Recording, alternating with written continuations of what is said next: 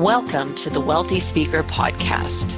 This is the podcast dedicated to people who want to speak more as a way to build their income and grow their business. Well, welcome everyone to the Wealthy Speaker Podcast. My name is Jane Atkinson. I'm the author of The Wealthy Speaker 2.0 and the Epic Keynote. The topic of today's podcast is ironically about podcasting. Everybody is jumping into this world, and well, if you're going to do it, you might as well learn from the master. So we've invited the king of podcasting, John Lee Dumas, here to share his secrets to becoming one of the most powerful show hosts on the circuit. Welcome, John. Jane, there is no place I'd rather be right now. I am fired up. I love it. Well, let me give everybody just a brief little intro about you. John Lee Dumas is the founder and host of EO Fire, an award-winning podcast where he interviews today's most successful entrepreneurs 7 days a week. JLD has interviewed over 1,200 entrepreneurs, and EO Fire generates over 1 million. Did you hear that? Wealthy speakers, 1 million monthly listens. John's latest project is the Freedom Journal, a gorgeous leather-bound journal that guides you in accomplishing your number one goal in 100 days. I own a Freedom Journal. Love it. Launched on the Kickstarter, it raised $453K in 33 days and became the number 6 most funded publishing project of all time. You can learn more at thefreedomjournal.com. Well, John, tell the Wealthy Speaker listeners where you started, why you started your podcast, and kind of where things sit with it today. Well, where did I start? Well, I started in the home state of Maine, a little small country town where I spent the first 18 years of my life after going to college for 4 years in Rhode Island on an Army ROTC scholarship. I spent the following 8 years as an officer in the U.S. Army, did a little 13-month tour of duty in Iraq. And after my military service, I tried a bunch of things. For 6 years, I tested out law school. I hated it. I quit. I tested out corporate finance. I died a slow death in a cubicle. And then I tried both commercial and residential real estate. And again, that was 6 years that I was trying these different careers, that I was failing, that I was struggling, that I was unhappy. And finally, at the age of 32, I fell in love with podcasting. First, as a consumer, I just loved listening to this free, on-demand, targeted content. And then I said, hey, why can't I do this? And the really reason that pushed me over the edge is because I wanted to be jumping up every morning out of bed, heading into work and listening to an inspiring interview with a successful entrepreneur. And there were no shows that were kicking out the type of quantity that I wanted. These great podcasts were doing 1 episode a week, 2 a month at the most. And I said, hey, if that show doesn't exist and I want it, other people must as well. So I decided to launch EO Fire, Entrepreneur on Fire, back in September of 2012. And I was 100% inexperienced. I was not good at anything to do with hosting, with interviewing, with you name it. I was a rookie and I sounded like it. And that's kind of the beauty of podcasting. You can go back and hear exactly how I sounded with a click of a button. Any of my first 100 episodes are pretty brutal to the ear, cringeworthy, so to speak. And here we sit today, 4 years later, over 1,400 episodes now to date, and over 1.5 million monthly listens of the show that continues to grow. So it's been a fun journey. We're now a 7-figure a year business that I operate really out of my spare bedroom in my home here in Puerto Rico. Wow. And you're in Puerto Rico now. I didn't even realize I that. live here full time. Jane, you don't really keep up with me, by the way. I'm so sorry. I am so sorry. I am a little bit of a sporadic listener. So you're like, how do I pronounce your name? I apologize. Call you John or JLD? It's true. Like it's You're so right. long since I heard your voice. Okay, so tip number one for doing podcasts is really know who you're interviewing and do your homework. And I just wanted to make sure I didn't get it wrong. Well, no, it's funny you did that because honestly, I do the same thing with every one of my guests. guess, because just because you hear somebody pronounce somebody's name in a certain way, Right. it doesn't necessarily mean that they're right. So I go through the exact same kind of pre-interview chat that you went through. I think it's important to be like, how do you want me to pronounce your name? Like, those things are actually really important. So you did everything right. Oh. I'm just teasing you. I'm just giving you a hard time, Jane. Well, I had really appreciated not too long ago being on your show, and you have a vibe that is very, very different from many of the shows out there. And obviously you've gained this over the course of the 4 years. What would you say is your secret sauce? What do you do that adds, that makes the show so different and so popular? Okay, so number one, it's truly the fact that I've now done 1,400 shows. I mean, you go back again and you can do this incredibly simply.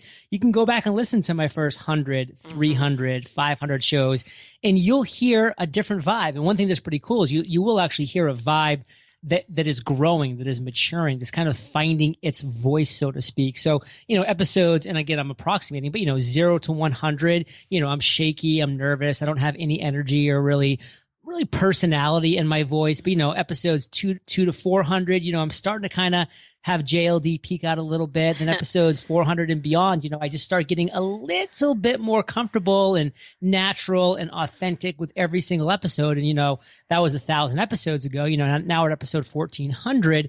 And, it's really getting to that, like Malcolm Gladwell 10,000 hour rule, where if you do something enough, it's going to become natural to you. It's going to become really authentic within you and genuine. Just like that golfer that's taken 10,000 swings, they're going to be a lot better hitting the golf ball than they were when they took their very first swing. So it's everything that you do in life, whether the first time you present on stage in front of 10 people or the 100th time you present on stage in front of 1,000 people, it's going to be a big difference. And, it really just kind of circles back to a quote that I love is, if you want to be, do. Like, what is it that you want to be? You have to do that thing. So that's kind of my mantra. That's how I live by, and that's kind of how I grew my vibe. Wow. Well, choosing the name EO Fire, it feels to me like your fire has it's burning stronger and stronger. And when you talk to the people on your podcast, it's EO Nation and EO Fire. And, it's got such enthusiasm behind it. And I really love that about you.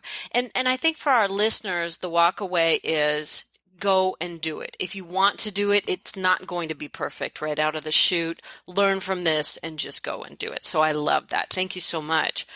Tell us about your logistics. How does this, it's probably also evolved over the course of time. Who schedules things? What are the auto respond? It seems to me like you have this system down to a fine science.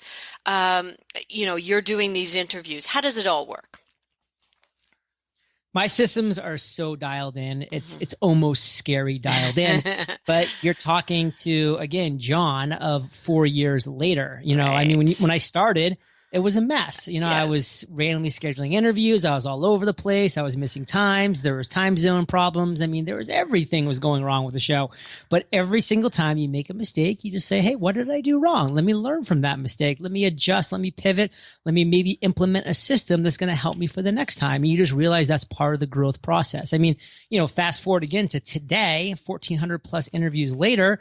I mean, I now get 300 inbound inquiries every single month to be on my show. So again, Jane, that speaks very highly of you making the cut, because it is quite a cut to get on EO Fire. I mean, I have to turn away over 95% of people that inquire to be on the show, because it's just the reality. I only have a daily show. I can't, have an unlimited amount of guests on. So what's pretty crazy though is that, beyond the inbound requests that I get now, I've really dialed it into a process where the first Monday of every single month and the first Tuesday of every single month, on both of those days, I'm doing 15 interviews each day, 15 on Monday, wow. 15 on Tuesday, back to back. So by the time Tuesday night comes, guess what? I've completed 30 episodes of EO Fire. Wow. I'm done recording episodes for the month. The other 28 days, they're mine to do whatever I need to do. Maybe go back and edit some of them, maybe work on my next book, my next project, get on social media, do whatever it is that I want to do. Now, that being said, I've only recently even evolved to this schedule. I mean, before I was on this schedule, I was doing 8 interviews every single Tuesday. That was kind of the next step back in my process. Then before that, it was just 4 interviews on a Monday and then 4 interviews on a Thursday. So like if you keep kind of rewinding the clock, what I had done was just like a marathon runner, for the very first time that anybody runs a long distance, you don't just run 26 miles. No, you run half a mile, and then the next day, you run a mile, and then, maybe by the end of that month, you're running 10 miles without stopping. Maybe, that's what I did with my podcast. I just slowly did like 1 episode a day. And then when I got my stamina up with me and my systems down, then it was 2. Then it was 4. Then it was 8. And I just kept going to the point where now I actually have a great system where 2 days a month, I can do a daily podcast. And that's kind of one reason that I tell a lot of people, they say, John, I don't think I'd ever have time to do a podcast. Right. And I'm like, well, how frequent do you want your show to be? And they're like, well, I want it to be once a week. And I'm like, well, that's number 1, a great frequency. Number 2, I can train you on how 1 day a month, and in fact, just 6 hours in that 1 day on how to record 4 episodes and have a weekly podcast by just committing those 6 hours 1 day a month. Now, again, you might not start there. You might build up to there, but then before you know it, just spending half a day a month having a weekly show can be a great use of your time, which I really hope, for instance, Jane, that you're finding with your podcast. Mm-hmm. Yes, I've found every time I go to something on a regular basis, it ups the game. It brings in more followers.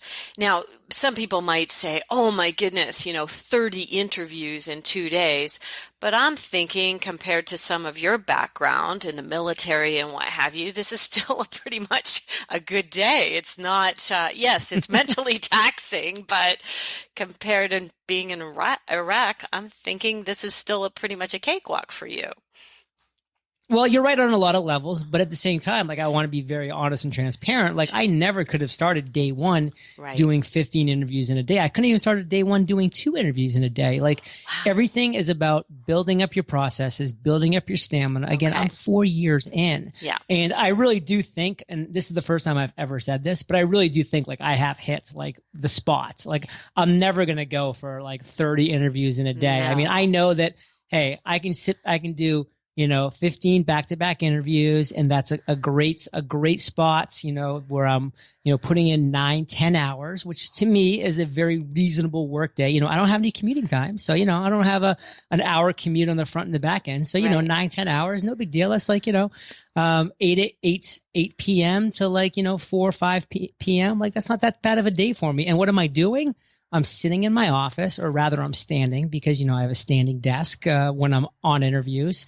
And I'm talking to inspiring entrepreneurs. I mean, how is that, a bad way to spend a day? That's fantastic. Okay, so you're in Puerto Rico. I'd like to know the setup and how in the world you got the bandwidth to be able to do this, because I'm only in Canada. I mean, we are not. It's a pretty good situation up here, and I'm always having trouble with the communication setup. So tell us about your setup, and was that difficult when you first got there? Yeah, actually the thing about Puerto Rico is there's pros and cons. I mean, number 1, you'd be surprised. In San Diego, my internet speed was 50 down and 5 up. That was my internet speed, which is definitely was fast enough, to do what I needed to do, because I'm not doing videos, I'm just doing audio. So that's a fast internet. Right. When I moved to Puerto Rico, it's 200 down and 20 up. So almost 4 or 5 times the speed on both ends of the internet. Now, that being said, a quick reasoning behind that is, basically Puerto Rico was horrible forever. And then they just skipped the 4 or 5 generations, that San Diego just keeps upgrading. And so they just kind of skipped to the latest one, a year ago or whatever. Now, that being said, we have power outages here, so we're dealing with some stuff as well that I really didn't deal with. I think in San Diego, we had, we averaged probably 3 or 4 power outages a year, pretty rare. Right. In Puerto Rico, we're getting, I mean, it's hard to say because we haven't been here that long, but we're going to get at least 3 or 4 a month, if not more. So you're going to get some power outages. Luckily, I bought a house. It has a generator hooked up to it, so when the power goes out, my generator is already kicked on. So I don't skip a beat. but that can result in the internet going down Right. sometimes because, of course, like the internet's, in town or whatever. And when their power goes out, then everybody just loses internet. So there's never a perfect scenario. I will say it's definitely solid. I mean, for instance, a question for you is, are you hardwired in to the internet right now, or are you on Wi-Fi? I need to be, and I'm on Wi-Fi, I mean, Jane, and I'm only Never. getting 35 down and 5 up. And on Wi-Fi, which is spotty. I can certainly go into much, much faster packages, and I think I will probably do that. You're inspiring me to just get her done. So thank you for that. The main thing that you need to get done, Jane, is like your internet speed is actually probably 100% legit for what you're doing with audio only. Right. When you step up to video, maybe you want to be a little bit higher, but you absolutely, and this is for everybody that's listening, when you're going to do anything that involves recording with somebody else over the internet, you have to be hardwired in. You have to be hardwired in. That is the key, because Wi-Fi is great because it's handy. But what thing about Wi-Fi is every now and then it could blip out, and then that little blip can cause, it's not going to affect you when you're on the internet. I mean, when you're like on email or social media, you're not even going to notice it. But when you're recording something, then you will. So you have to hardwire in. All right. Well, if there's any blips for you listeners, you'll know why, and that I'm about to solve this problem thanks to JLD. Well, you mentioned something earlier, and I just want to add this to the list because I think it's really important and people are probably asking. Talk to us about monetizing. When, you have sponsors for your show and things like that. Tell us a little bit about how this has become a business for you, really an empire. Well, so one thing I want to make very clear is that podcasting takes time. Like we said, like we really dedicate time, energy, and effort. And when you're looking to create a business, when you're looking to really do even good things in this world, you need to be doing things that are going to generate a return on your time investments. Because, I tell people all the time, it'd be amazing if, everybody could just podcast for free and share their great message with the world. But, we have responsibilities, we have bills to pay, we have this, we have that. So you really need to approach this as a business. And I like to tell people, like, listen, you're obligated to generate revenue with your podcast, because if you're not, then you're going to have to stop sharing your amazing message and mission with the world. And you don't want to rob your future listeners of that. So if you look at it in that manner and say, hey, I'm obligated to generate revenue so I can keep doing this, because otherwise you're going to have to stop and you have to go find things that are actually making money for you, because that's just the world that we live in. Now, with us at EO Fire, as you know, Jane, we're incredibly transparent, because I'm a big believer in trying things and having great successes and sharing those successes, and having great failures and sharing those flops and mistakes, because I want people to emulate the success and avoid our mistakes. Like, nobody needs to make the same exact mistakes that we made if they're avoidable.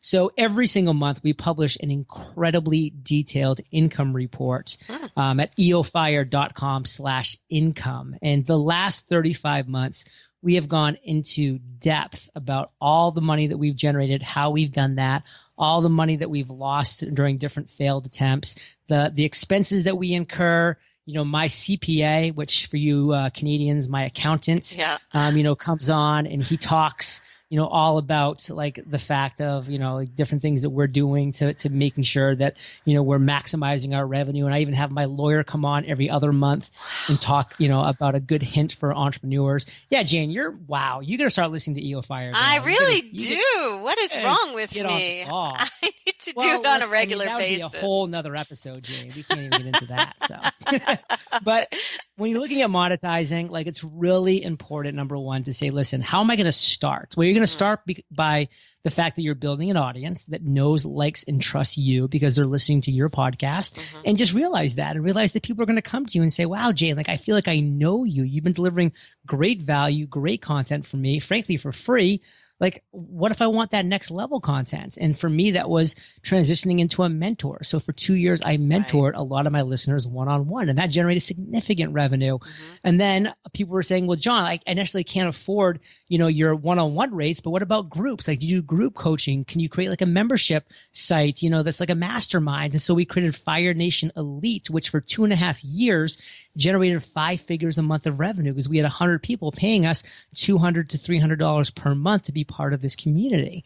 And that was a great way to monetize. You already mentioned sponsorships. When you grow an audience, you have the opportunity to have companies come to you and say, hey, we want to get in front of your audience.